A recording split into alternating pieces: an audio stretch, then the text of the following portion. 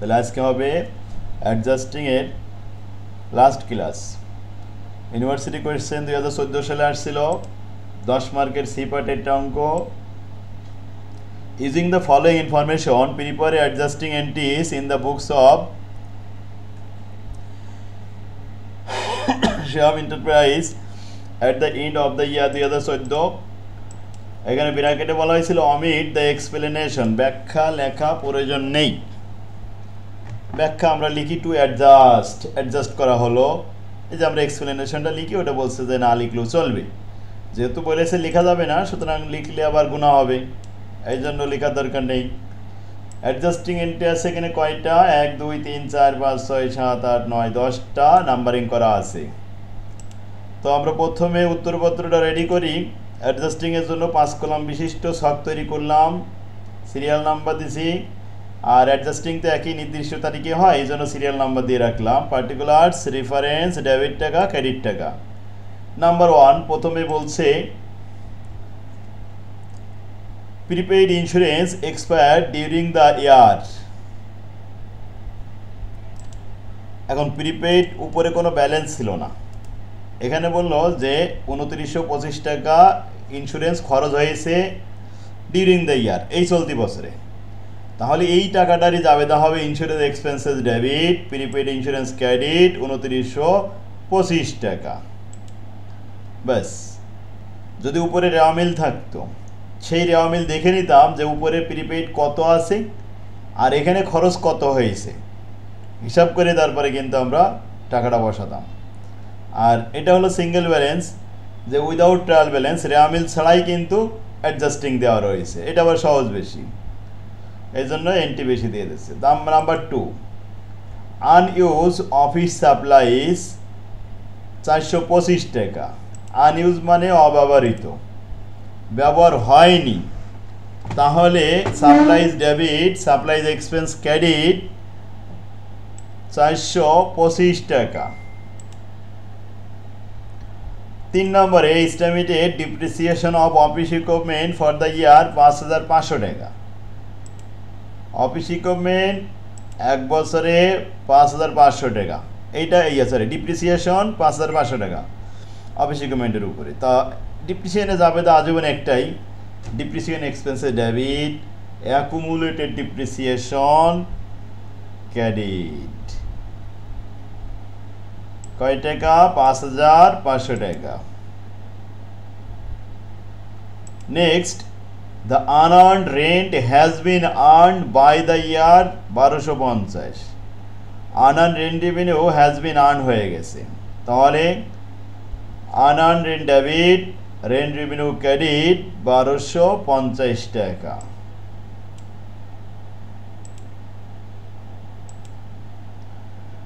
বুঝতে পারছি। এরপরে 5 নম্বরে চলে আসেন accrued rent revenue. Rent revenue বকেয়া রয়েছে 900 টাকা। Account receivable debit, rent revenue credit 900 টাকা। ওয়েজেস নট পেইড, দেওয়া হয়নি, তার মানে ওয়েজেসও বকেয়া রয়েছে। Wages expenses debit, wages payable credit 700 টাকা। 7 তারিখে বলছে প্রপার্টি ট্যাক্স 500 টাকা আর আনপেইড অ্যান্ড আনরেকর্ডেড।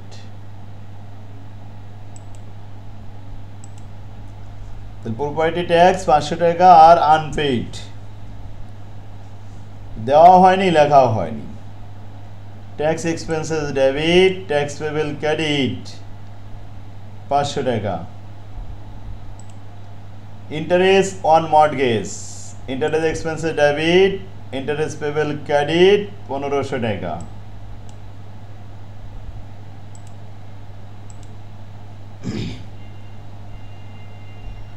নয় নম্বরে হাউস রেন্ট ফর 1 মান্থ 1000 টাকা, ডিড নট পেইড, 1000 টাকা পেইড করা হয়নি। Rent expenses debit, rent payable credit 1000 টাকা।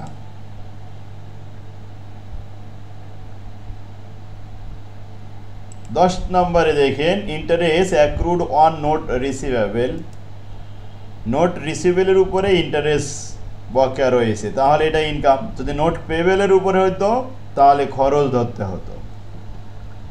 তো interest receivable debit, interest revenue credit. আচ্ছা, এই যে অ্যাডজাস্টিংগুলো করলাম এর ভিতরে কারোর কোনো সমস্যা আছে কিনা? স্যার 3 নাম্বারটা কি বোঝালেন? 3 নম্বরটা estimated depreciation of office equipment 5,500 টাকা। এক বছরে ইকুইপমেন্টের উপরে অবস্থায় হয়েছে আশা করছি 5,500 টাকা। Depreciation expenses debit, accumulated depreciation credit on equipment. আর ডিপ্রিসিয়েশনের জাবেদা সবসময় এই ভাষায় ইউজ করা হবে। ক্লিয়ার হয়েছে? জি স্যার। আর কোনো নাম্বার কারো সমস্যা আছে কিনা?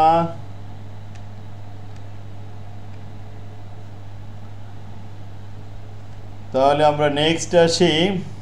দেখেন একটা রেওয়া মিল দেওয়া আছে, রেওয়া মিলে বেশ কিছু আইটেম লেখা আছে আর নিচেই অ্যাডিশনাল ডাটা দেওয়া আছে, আদার ডাটা 7টা। এই 7টা আইটেম পড়ে আমাদের অ্যাডজাস্টিং করতে হবে। এটাকে বলে on trial balance and other information. উপরে রেওয়া মিলে লেখা আছে cash, account receivable, supplies, prepaid, insurance. এই যে প্রিপেইড সম্পদ হিসেবে দেওয়া আছে, যখনই এবার সমন্বয়তে বলবে যে প্রিপেইড এখন 3,000 আছে, আগে ছিল 6,000, এখন আছে 3,000, তাহলে আর 3,000 গেল কই? খরচ হয়ে গেছে। তখন খরচটুক জাবেদা করতে হবে insurance expense debit, prepaid insurance credit, ওই 3,000 টাকা যেটা খরচ হয়ে গেছে। এটা বলা হয় রেওয়া মিলে যদি সম্পদ পদ্ধতি দেওয়া থাকে তাহলে খরচটুক জাবেদা করতে হয়।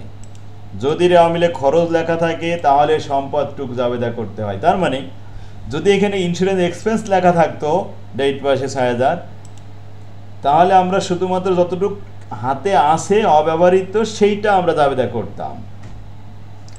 এটা রেওয়া মিল অন ট্রায়াল ব্যালেন্স যখন থাকে তখন একটু এটাকে মাথায় রাখতে হয়। যাই হোক, আমরা এখানে রেওয়া মিলে সব দেখলাম, দেওয়া আছে, ভাষাগুলো সব লেখা আছে। এখন 7টা আইটেম পড়বো আর জাবেদা বলবো। দেখেন সাপ্লাইজ অন হ্যান্ড, সাপ্লাইজ হাতে আসে 30শে জুন, হিসাবকাল শেষে 1,000 টাকা। তাহলে সাপ্লাইজ উপরে কত ছিল একটু দেখে আসা উচিত। উপরে দেখলাম সাপ্লাই দেওয়া রয়েছে 4,000 টাকা আর হাতে আসে 1,000 টাকা, তাহলে এক্সপায়ার হয়ে গেছে, খরচ হয়ে গেছে 3,000 টাকা। ওই 3,000 টাকা জাবেদার ভাষা লিখতে হবে সাপ্লাইজ এক্সপেন্সেস ডেবিট 3,000 টাকা, সাপ্লাইজ ক্রেডিট 3,000 টাকা। বুঝতে পারছেন? Two record to adjust supplies expense. 2 number, A utility bill 1,000 টাকা is supply unpaid, utility expenses debit, utility payable credit 1,000 টাকা। The insurance policy is for 1 year, insurance policy 1 বছরের জন্য। আমাদের অঙ্কটা জুন মাসের 30 তারিখে শেষ হচ্ছে, তার মানে হাফ বছর শেষ হচ্ছে, 6 মাসের অঙ্ক। প্রিপেইড ইন্স্যুরেন্স 6,000 টাকা দেওয়া হয়েছিল, অর্ধেক 3,000 টাকা এক্সপায়ার হয়ে গেছে। Insurance expenses debit, prepaid insurance credit 3,000। এখানে শুরু হয়েছিল জুন মাসের 1 তারিখে। এখানে লেখা আছে এই যে ট্রায়াল ব্যালেন্স অফ জুন, শুধুমাত্র জুন মাসের, মানে 1 মাসের। তো প্রিপেইড ইন্স্যুরেন্স যদি 1 বছরের হয় 12 মাসের, তো 1 মাসের ইন্স্যুরেন্স কত হবে? 6,000কে 12 মাস দিয়ে ভাগ করব, 500 টাকা বের হবে। তাহলে জাবেদায় 500 টাকা দেখাতে হবে। ইন্স্যুরেন্স এক্সপেন্সে ডেবিট, প্রিপেইড ইন্স্যুরেন্স ক্রেডিট 500 টাকা। টাকা 5,000 unearned revenue has been earned. Unearned revenue 5,000 টাকা অলরেডি আয় হয়ে গেছে। এখন আনআর্নড দেখেন উপরে ছিল কত টাকা? 8,000 টাকা। এর মধ্যে হ্যাজ বিন আর্ন হয়েছে কত? 5,000 টাকা। আনআর্নড সার্ভিস রেভিনিউ ডেবিট আর সার্ভিস রেভিনিউ ক্রেডিট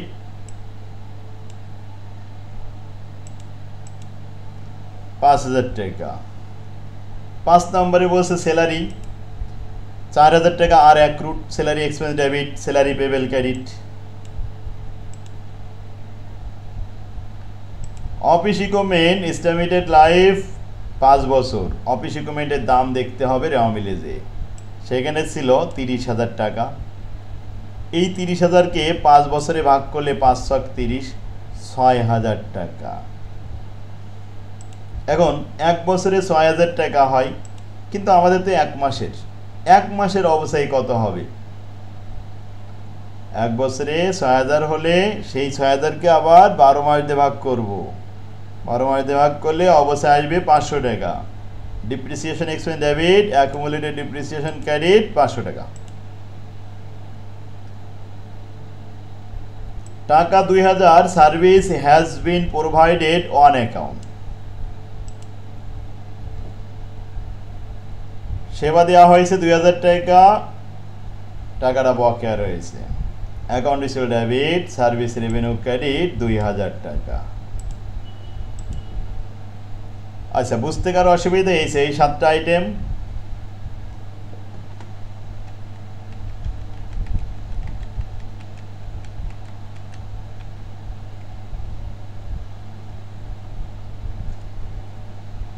তাহলে একটা রেওয়া মিল এবং আদার ইনফরমেশন, যেমন এখান দিয়ে আছে প্রিপেয়ার ক্লোজিং এন্ট্রি দেখাও, পোস্ট দ্য ওনার্স। এখনো ক্লোজিং আমাদের এখানে লাগবে না, লাস্টে দেখাচ্ছি।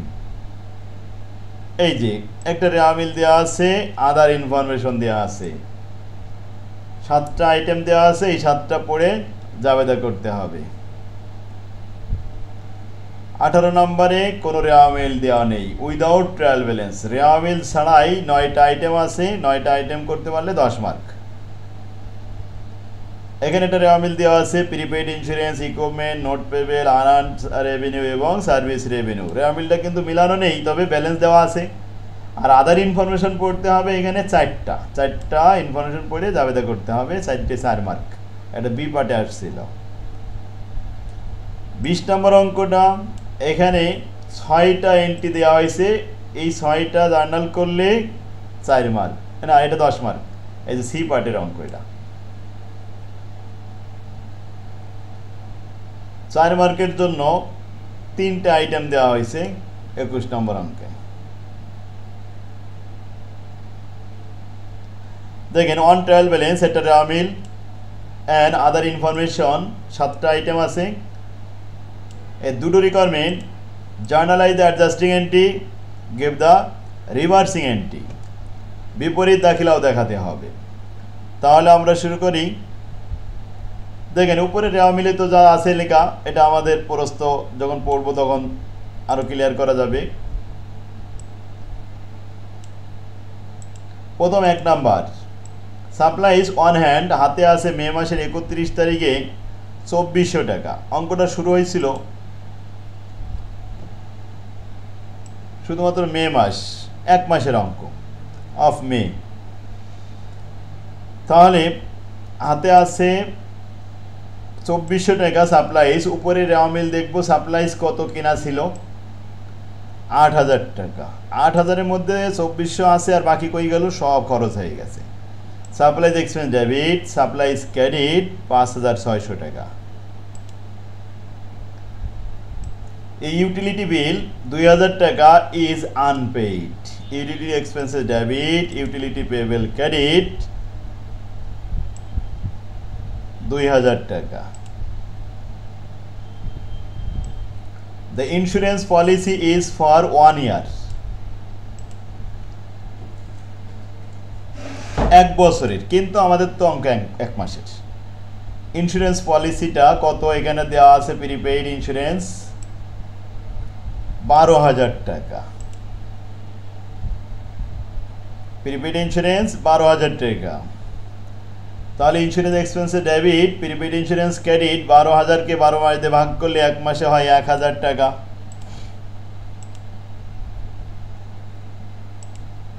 4 নম্বরে স্যালারি অফ টাকায় 8,000 আর accrued salary expense debit salary payable credit 8,000 টাকা। Office equipment estimated life is 10 year. Office equipment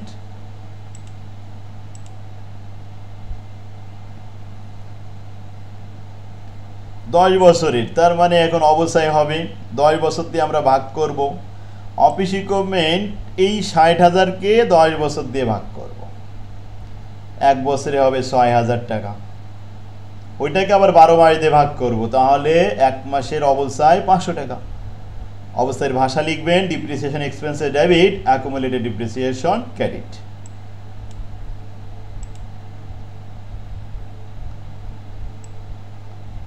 $5,000 টাকা service has been provided on account, সেবা দেওয়া হয়েছে কিন্তু বাকি রয়ে গেছে। Account receivable debit, service revenue credit.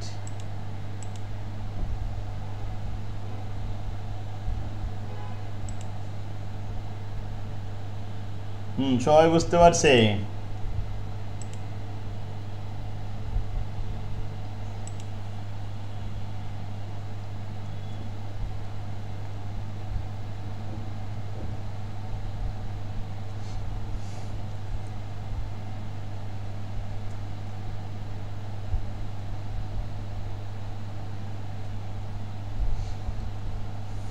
আর আইটেম নেই। এখন আমরা 6টা আইটেম অ্যাডজাস্টিং করে ফেললাম। দ্বিতীয় requirement give the reversing entry, বিপরীত দাখিলা করতে হবে। দেখেন বিপরীত দাখিলা কোনগুলো করতে হয়, 4টা এন্ট্রি বিপরীত করা যায়। রিভার্সিং করা যায় কয়টা? 4টা। আমি অবশ্যই টিপস লিখে দিছিলাম, দেখা যাচ্ছে আমার বইটা যারা কেনে সেখানে তো সবসময় আমি থাকবো না, তারা যাতে বই পড়ে বুঝতে পারে যে এখানে কোনগুলো রিভার্সিং হবে, পাশে লিখে রাখছিলাম যে সমস্ত প্রকার বকেয়া আয়ের রিভার্সিং হয়। এখন বকেয়া আয়ের রিভার্সিং হবে, সমস্ত প্রকার বকেয়া ব্যয়ের রিভার্সিং হবে। সমন্বয়ে যদি কোনো অগ্রিম, ব্র্যাকেটে বলেছি প্রিপেইড যদি ডেবিট করা হয় অ্যাডজাস্টিংয়ে তাহলে সেটা রিভার্সিং করা যাবে, কিন্তু প্রিপেইড যদি ক্রেডিট হয়ে যায় অ্যাডজাস্টিংয়ে সেটা রিভার্সিং হবে না। সমন্বয়ে যদি কোনো অগ্রিম আয়, ব্র্যাকেটে আনআর্নড যদি ক্রেডিট করা হয় অ্যাডজাস্টিংয়ে সেই আনআর্নড রিভার্সিং হবে, কিন্তু যদি আনআর্নড ডেবিট হয় সেটা কিন্তু আর রিভার্সিং হবে না। ডিপ্রিসিয়েশন এক্সপেন্সেসের রিভার্সিং হয় না, কখনোই ডিপ্রিসিয়েশন অ্যাডজাস্টিং রিভার্সিং করা যাবে না। তাহলে সাপ্লাইজ এক্সপেন্সেস ডেবিট এটার রিভার্সিং হবে না। কেন হবে না? কারণ এটা তো প্রিপেইড ব্যয় না, অগ্রিম ব্যয় না। যদি অগ্রিম ব্যয় হতো, প্রিপেইড ডেবিট হতো, সেইখানে আমরা এই করতে পারতাম, রিভার্সিং করতে পারতাম। এখন বকেয়া ব্যয় utility expense debit, utility payable credit, এটা রিভার্সিং হবে, কারণ বকেয়া ব্যয় রিভার্সিং হয়। Insurance expense debit, prepaid credit হয়েছে এই জন্য রিভার্সিং হবে না, কিন্তু যদি প্রিপেইডটা ডেবিট হইতো অ্যাডজাস্টিংয়ে তাহলে সেটা রিভার্সিং করা যাইতো। Salary expense debit, salary payable credit, এটা রিভার্সিং হবে, কারণ ব্যয় বকেয়া রয়েছে, পেবেল ক্রেডিট হয়েছে, তাই রিভার্সিং হবে। ডিপ্রিসিয়েশনের রিভার্সিং হয় না। Account receivable debit, service revenue credit, আয় বকেয়া, অগ্রিম আয় বকেয়া থাকলে রিভার্সিং হয়।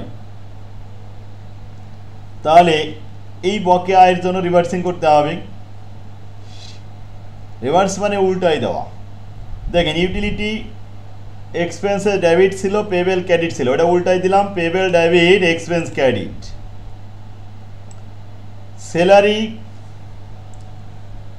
Salary payable debit, salary expense credit. Service revenue account receivable debit ছিল, এটা ক্রেডিট করে দিলাম, সার্ভিস রেভিনিউ ডেবিট করলাম। বুঝতে পারছে সবাই?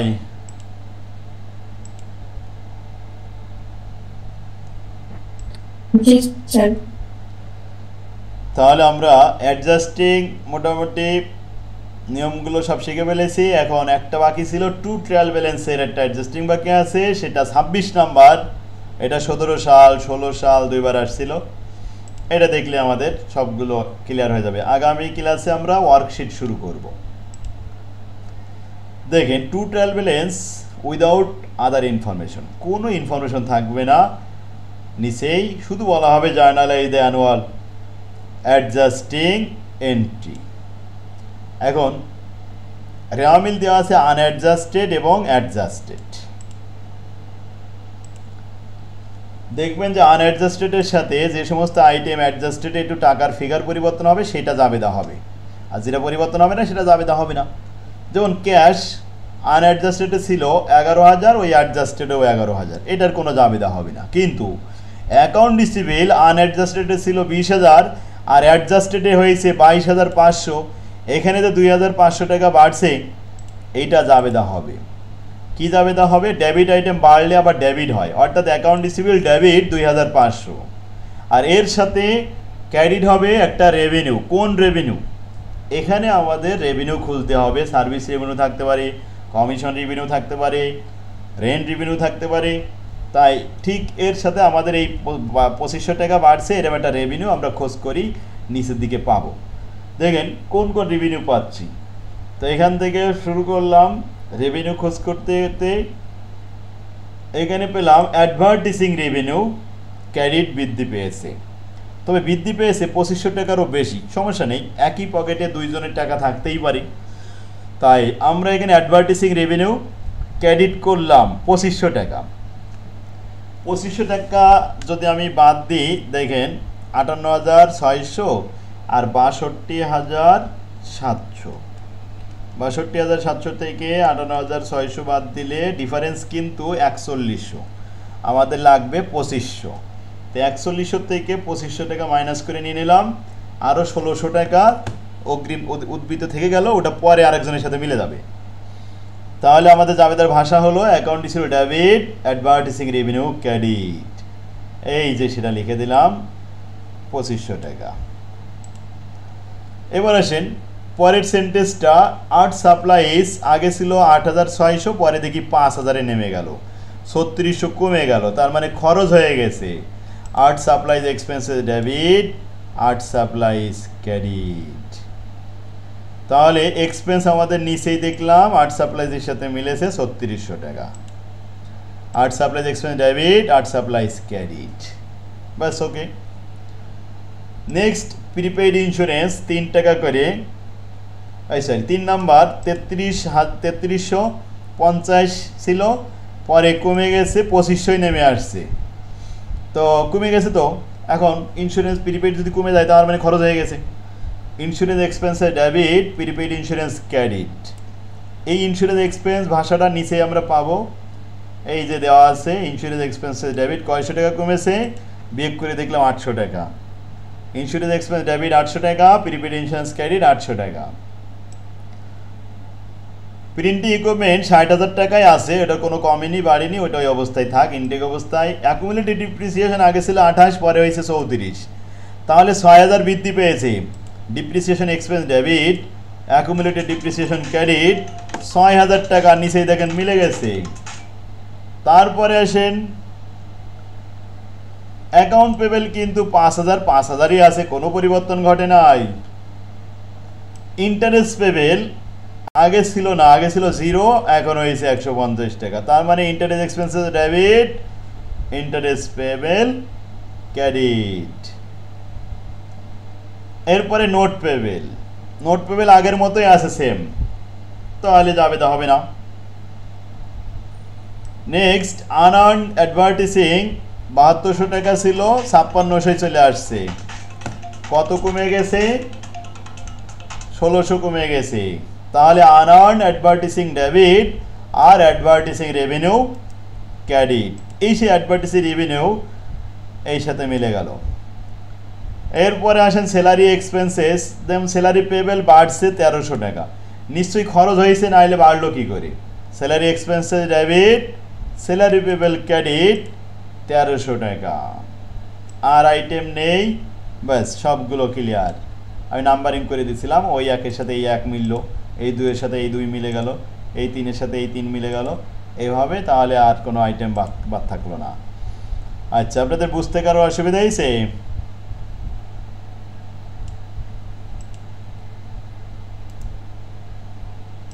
লেডিস এন্ড জেন্টলম্যান, কারোর বুঝতে অসুবিধা হয়েছে কিনা?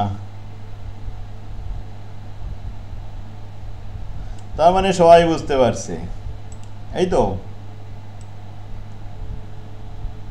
এই ধরনের অঙ্ক যদি আসে পরীক্ষায় তাহলে আপনারা পারবেন না ইনশাল্লাহ? ইনশাআল্লাহ। হ্যাঁ, এটা হচ্ছে টু ট্রায়াল ব্যালেন্স, দুইটা রেওয়ামিল দেওয়া থাকবে, বিফোর অ্যাডজাস্টমেন্ট, আফটার অ্যাডজাস্টমেন্ট। এখানে নিচেই কোনো সমন্বয় থাকে না, আদার ইনফরমেশন থাকে না, প্রস্থ পড়ে পড়ে আমাদের বুঝতে হয় কয় টাকা যাবে দেওয়া হবে, যোগ বিয়োগ করে আমাদের বুঝে নিতে হয়। ডেবিট আইটেম বাড়লে আবার ডেবিট হয়, ক্রেডিট আইটেম বাড়লে আবার ক্রেডিট হয়, আর ডেবিট কমলে ক্রেডিট, আর ক্রেডিট কমলে ডেবিট। এই সূত্রটা মাথায় রাখতে হবে, ব্যাস। ওকে, তাহলে আমরা অ্যাডজাস্টিং বিদায় নিতে পারি। আগামী ক্লাসে আমরা ওয়ার্কশিট করব। এই ওয়ার্কশিট আর অ্যাডজাস্টিং অঙ্গাঙ্গিভাবে জড়িত, তার মানে ওয়ার্কশিট স্যার। করার সময় আমরা অ্যাডজাস্টিংটা আবার রিভিশন দিতে পারবো, ওখানেও আমাদের লাগবে। হ্যাঁ বলেন। স্যার বলছিলাম যে স্যার মানে যারা স্যার নতুন একবারে ভর্তি